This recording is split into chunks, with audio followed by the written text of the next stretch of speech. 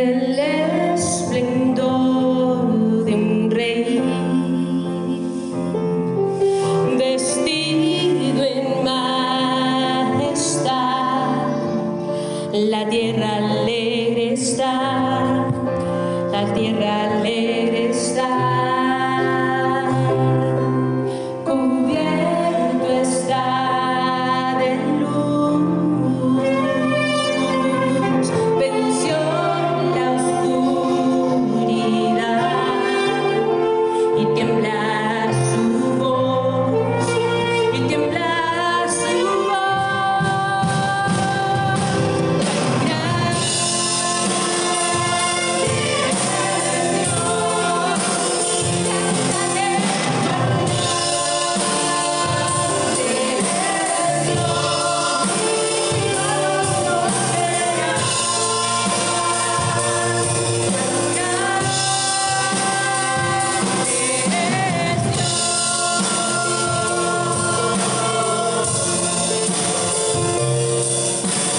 Día a día Él está, el tiempo está en Él, principio y el fin, principio y el fin.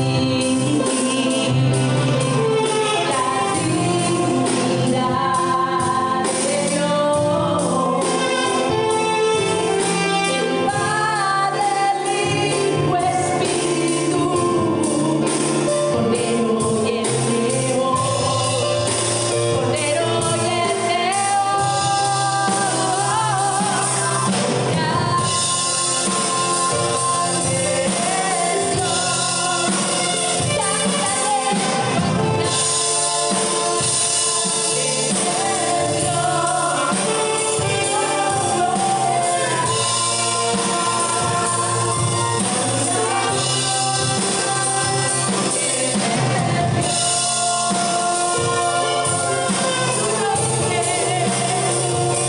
su nombre sobre todo es. Él es digno de adorar, y misericórdia,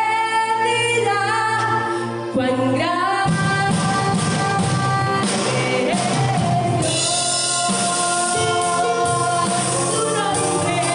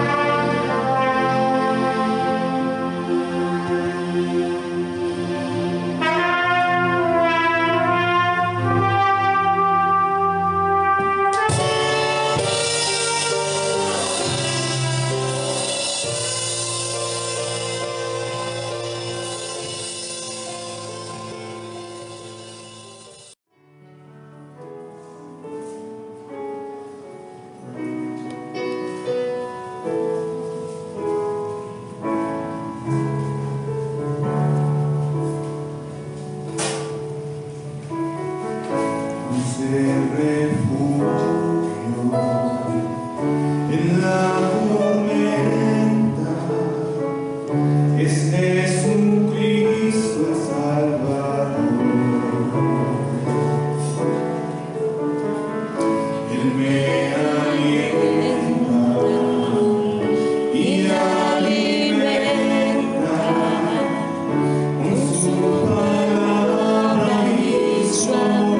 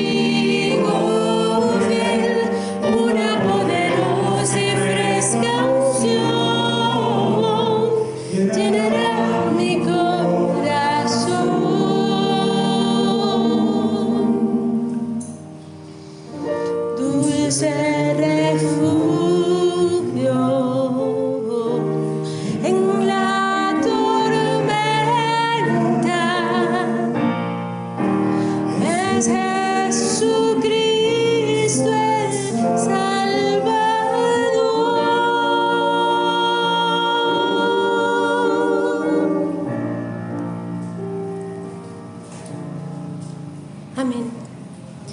Gracias, bendito Dios. Gracias, Señor, porque eres nuestro escondite, nuestro refugio, nuestra fortaleza, nuestro Dios fuerte. Gracias, bendito Dios. Buenos días, queridos hermanos de la Primera Iglesia Bautista de San Antonio. Estamos aquí para meditar en un pasaje de la Palabra de Dios.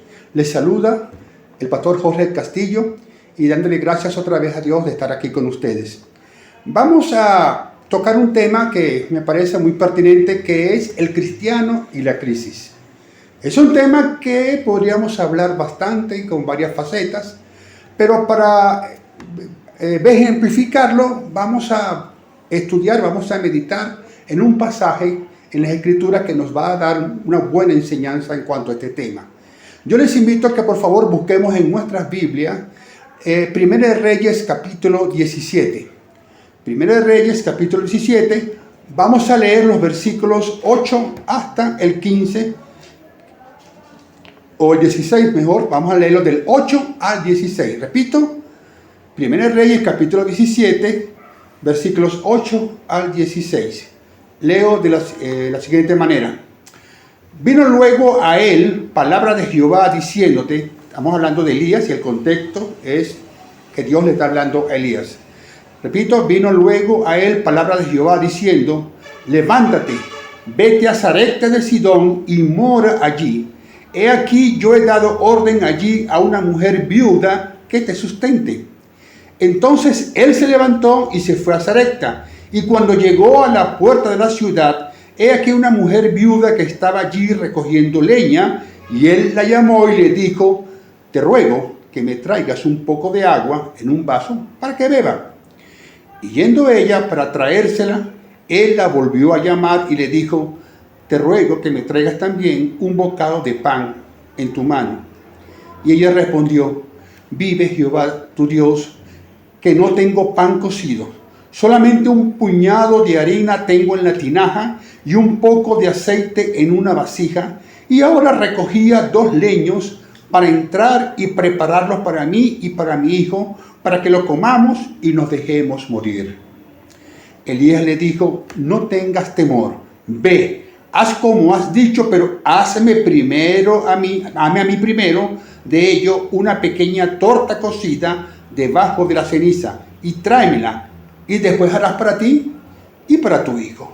Porque Jehová, Dios de Israel, ha dicho así, la harina de la tinaja no escaseará, ni el aceite de la vasija disminuirá, hasta el día en que Jehová haga llover sobre la faz de la tierra.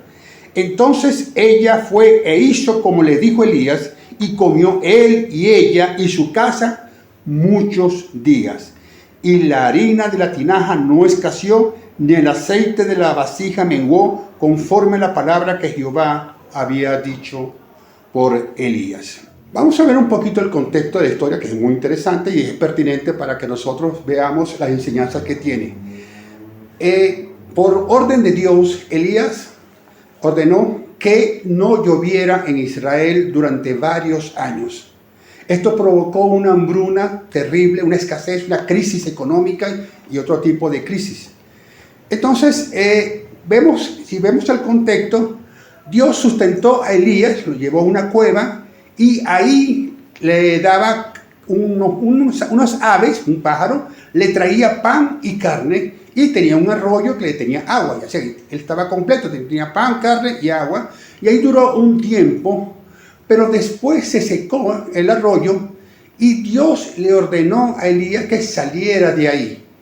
Uno se pregunta, bueno, ¿por qué Dios no lo continuó sustentando como lo tenía? Él estaba bien, estaba cómodo en vista de las circunstancias.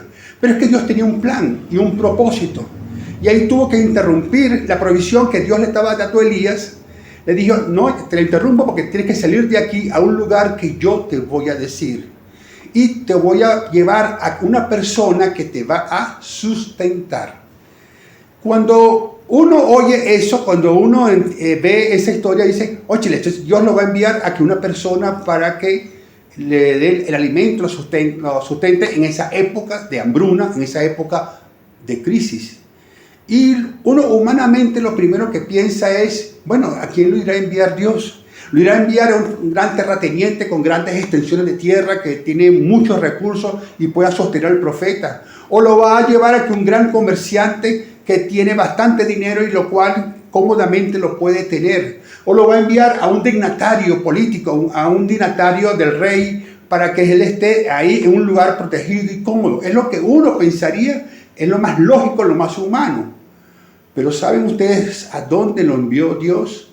A una viuda. A una viuda, y encima la viuda no era del pueblo de Israel, no era judía, era no judía, una viuda de Sarepta. Ahora, si entendemos, mis queridos hermanos, que las viudas en aquella época, en aquella cultura, eran los seres más vulnerables del mundo. Una viuda, a menos que alguien la ayudase, a menos que alguien tuviese la bondad de darle la provisión, estaba completamente desamparada.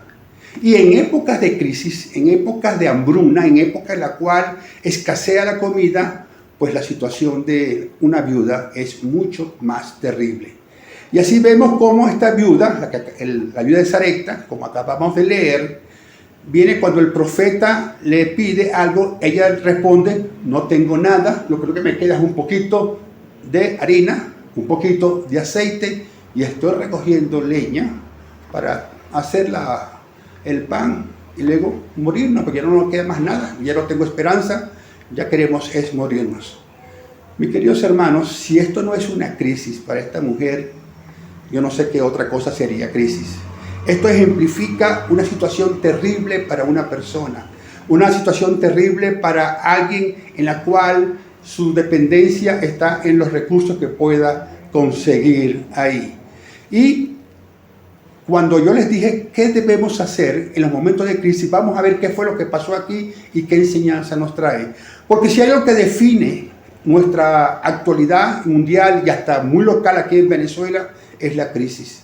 Por donde usted oye, hay crisis económica, crisis política, crisis religiosa, crisis moral, crisis, etcétera, etcétera. Y no creo que estén exagerando, pero Dios tiene una palabra para esos momentos. Y en este caso específico vamos a hablar de una crisis económica, porque eso es lo que estaba pasando con la viuda de Sarepta. Vámonos a la historia entonces. Como dije, Dios levantó al profeta y lo llevó a que la viuda, y luego le hace una petición que si nos ponemos a simplificar, nos ponemos a detallar, fue una petición un poco, vamos a llamarla abusiva, desde el punto de vista humano. ¿Qué fue lo que el profeta le dijo a la viuda? Sí, ok, está bien, hazte el pan, pero hazme primero a mí, dame ese pan a mí, y luego haz una para tu hijo y para ti. Y vamos a ver qué pasa. Hermanos, si eso sucediera hoy en día con las redes que hay, con toda la comunicación, yo me imagino cómo le echarían a ese profeta, cómo se le ocurre a ese profeta, si es abusador, ese profeta es un explotador, se está aprovechando de una pobre viuda, le está quitando su pobre sostén. Eso es lo que oiríamos sería hasta razonable que esas expresiones estuvieran. Pero, ¿qué pasó aquí? Otra vez, Dios lo envió ahí. Había muchas viudas que Jesús lo dijo también una vez, y le provocó la ira de sus contemporáneos. Jesús dijo, había muchas viudas en Israel en esta época, pero solamente Dios envió a Elías a una viuda no judía, la viuda de Sarepta, ahí. Dios se preocupaba por las viudas. De hecho, Él decretó leyes de protección para viudas y huérfanos. Pero lo que nos importa aquí, lo que nos llama la atención es que para muchos esta viuda sería algo anónimo. De hecho, no sabemos su nombre, no sale el nombre de ella.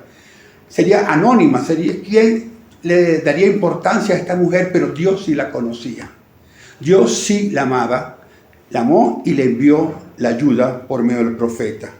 Entonces, vemos la historia, mis queridos hermanos, cómo fue la petición de Elías.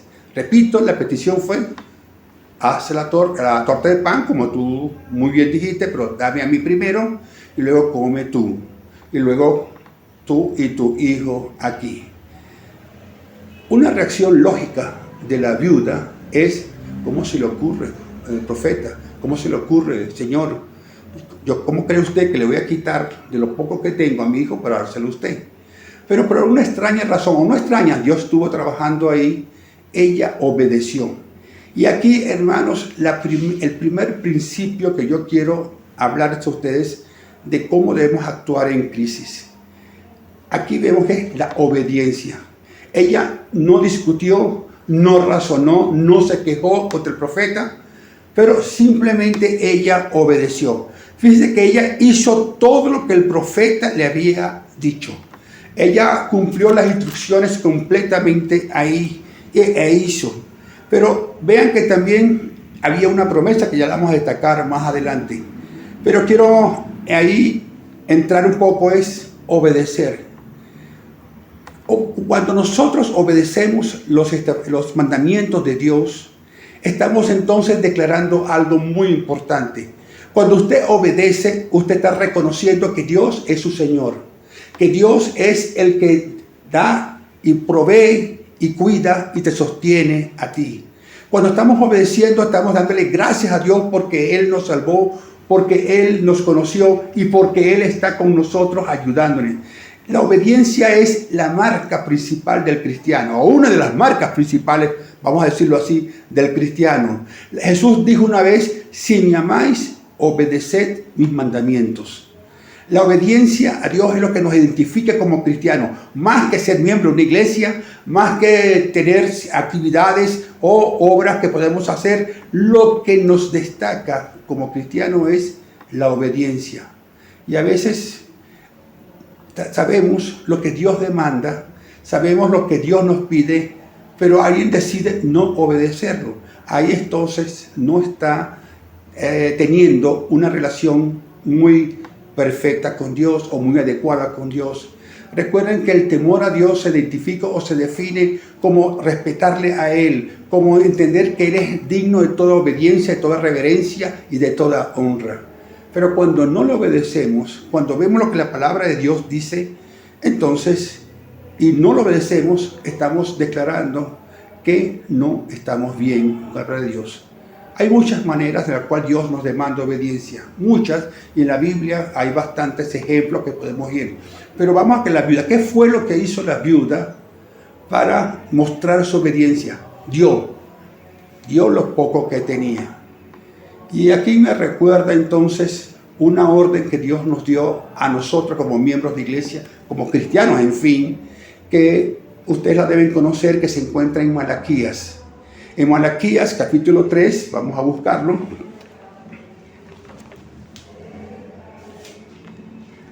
Permíteme leer desde el 8 en adelante. ¿Robará el hombre a Dios? Pues vosotros me habéis robado. Y dijisteis: ¿en qué te hemos robado? En vuestros diezmos y ofrendas. Malditos sois con maldición, porque vosotros, la nación toda, me habéis robado. Traed todos los diezmos al alfolí, y hay alimento en mi casa. Y probadme ahora en esto, dice Jehová de los ejércitos, si no os abriré las ventanas de los cielos y derramaré sobre vosotros bendición hasta que sobreabunden. Si ustedes leen el contexto de este pasaje de Malaquías, Dios les está reclamando, no es tanto que no den, Dios les está reclamando es que no están obedeciendo, que no están cumpliendo las normas y estatutos que el Señor dio. Y entonces vemos ahí que Dios les reclama este hecho de falta de obediencia aquí. En época de crisis es muy fácil para muchos cristianos decir: no voy a dar mi ofrenda, mi diezmo a la iglesia, mi diezmo al Señor, porque hay crisis y no tengo tanto. Pero yo creo que, hermano, que es el momento en el cual ustedes deben más confiar en Dios y obedecerle. Y vean cómo se cumple la promesa. ¿Qué fue la promesa que le dio Elías a la viuda? Dame a mí y tú verás que entonces ni te va a escasear la harina, ni te va a escasear el aceite. ¿Y ocurrió esto? Sí, hermano, ocurrió, porque Dios cumple su promesa. Y es interesante, hermano, que en este pasaje de este contexto de los diezmos y ofrendas, es la única parte en la Biblia, donde Dios explícitamente dice: pruébenme. Si ustedes quieren saber si esto es verdad, si esto es realidad, pruébenlo y háganlo para ver si no les resulta. Es la única parte en la Biblia donde explícitamente Dios dice, vamos a probar lo que les estoy diciendo, por algo será.